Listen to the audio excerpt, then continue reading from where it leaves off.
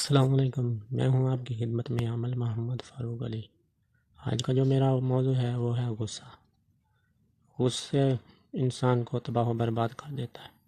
حضور اکرم صلی اللہ علیہ وآلہ وسلم کا ارشاد ہے کہ انسان میں غصے کے وقت شیطان پارے کی طرح دوڑتا ہے۔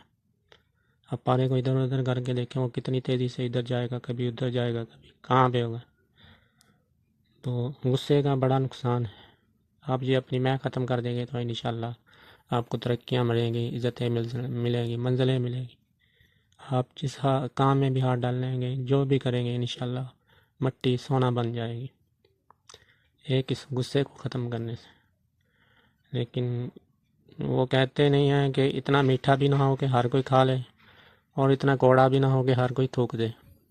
برابر کا حساب رکھیں۔ جہاں آپ کے انا پرستی بیوی وغیرہ کی عزت نہ ہو تو عوام پہ بیوی کے